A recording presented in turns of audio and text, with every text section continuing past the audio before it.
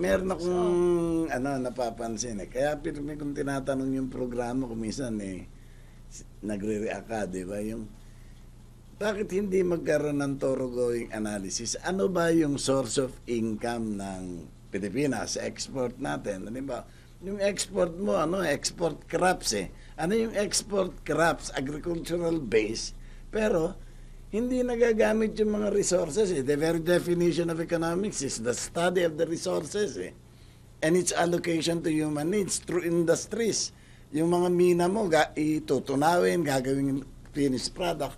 Pero hindi nila ang tagal na, century old So, ang punto ko, hindi kaya dapat na maglabas tayo ng isang analytical suggestion na pwede bang gawing programa to na yung export mo ay nakabase dun sa export crops ng mga legumes, asparagus, sugar at mga mga tinanim dun sa mga lupaing libo-libong ektarya ang ginagamit.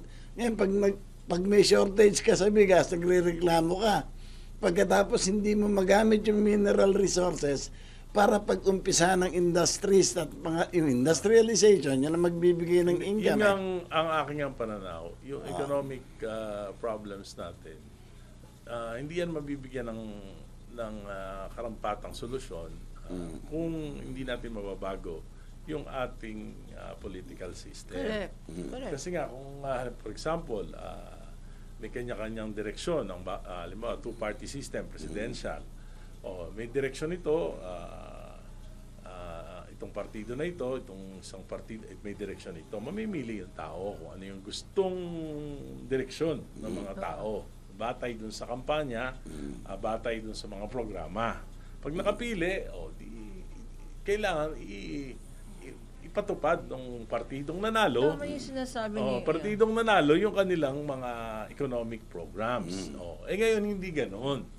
Dahil nga hindi malakas yung mga partido at personality, so personality based yung mga programs. Kahit na yung personal agenda mo, hindi mo naman naipapatupad kasi hindi maliwanag na iyan ang commitment ng isang political parties. Kasi yung pangulo ng partido, yung kasapian ng partido, dapat committed sila doon sa programa ng partido. For example, ano ba ang naging commitment ni Pangulong Marcos? Unity. Para ma-achieve natin lahat ng mga pangarap natin, kailangan ng pagkakaisa. So nanalo. Nung nanalo, nawala yung unity. So ibig sabihin di ba, naging kasi personality based. Marcos dati Duterte versus Dilawan. Dati Marcos versus Aquino. Ngayon ang politics natin is Marcos versus Duterte. Hindi kaya pwedeng ganito, Kasi it's personality based rather than issues. Correct. Hindi, ang nakikita Kaya ko ngayon, kampi ka kay Marcos, doon ka. Kampi ka kay Duterte, dito ka. Hindi, ang tingin kong problema, yung dapat nagpipresent ng analytical process ng kung anong pag-uugat ng problema. Kasi ang ngayon, hiwa-hiwalay doon sa analysis na yun. Dapat merong isa o dalawa o tatlo na mga, kung basis niyan is economics. Anong type of economics yung natural lang yan sa yung anong tatahakin natin na economic programs, depende yan sa taong bayan. Sila magde-decide.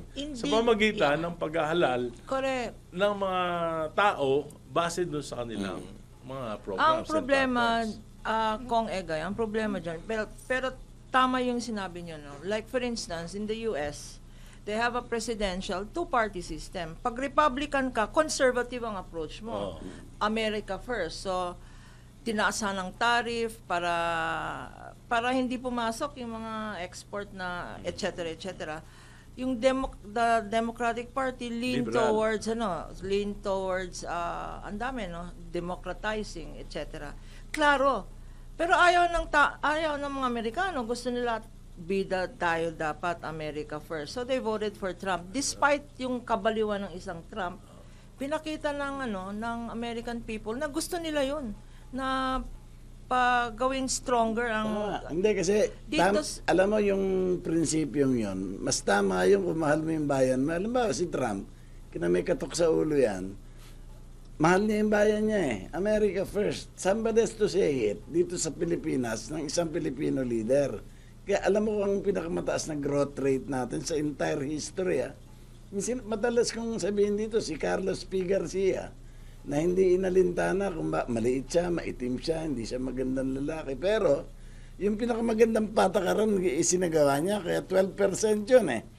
Annual growth rate.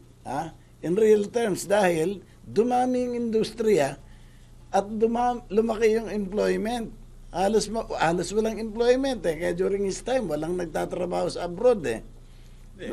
pero yun naman, tingnan kung mo. history, pag-usapan natin ng history, nung two-party system tayo, presidential, marami tayong problema. Pero we are second in Asia in Correct. terms of the economy. So, maganda na yung saka sistema nung natin. Kaya panahon lang ni Carlos nabago Garcia. nung nagkaroon ng martial law. Panahon rin ni Carlos P. Hindi, tama Garcia, kasi yung two-party system tayo Tama yung doon. step na tinake nung panahon na yon, nag-umpisa sa panahon ni Garcia. Correct. May follow through pa yon. Nagtayo ng mga industriya. At yung mga raw materials natin, dun tayo mayaman eh. Ginagawang finished commodity, finished products, dumaming employment. At dahil dun sa pagdami ng employment, nagkakaroon ng kompetisyon yung mga manufacturer, yung mga industrialist, tumataas din yung kanilang income. So in effect, yun yung pinaka-golden age ng ating Philippine economy. Agree. Ang problema Agree nga tayo. natin, But at that time, Jimmy, two-party system yun, hindi di ba? naman natin Nationalist at saka pinag-uusapan liberal. yan sa eleksyon eh. Correct. Ang pinag-uusapan natin sa eleksyon, ano ka, Marcos Personality, ka, correct. Duterte ka, Correct. Dilawang ka.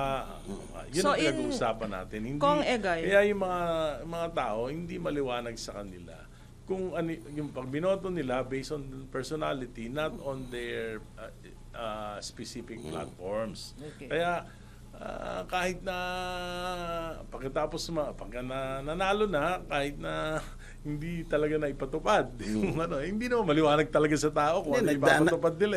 Nagdaan na tayo sa martial law na ginagawa yung programa nang walang mga... Moving forward, siguro, yun ang sa akin, ang suggestion ko talagang dapat na baguhin natin yung ating political system. Correct. Kaya yan naman yung aking Pero miski na, time and before we go to the time check, hindi lang political system ang kailangan baguhin, no? Because whether you change the political system or not, one root cause of our failure of governance is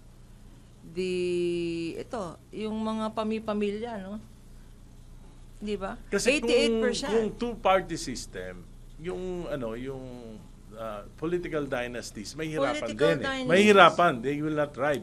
Kasi merong partido na susuri dun sa mga kandidato eh. Kung malakas ang partido, for example, nung two-party system tayo, mga artista hindi makalusot no, baka hindi May mga party whips. May mga party whips. So ngayon, talagang kung sino yung popular, yun ang mananalo. Okay.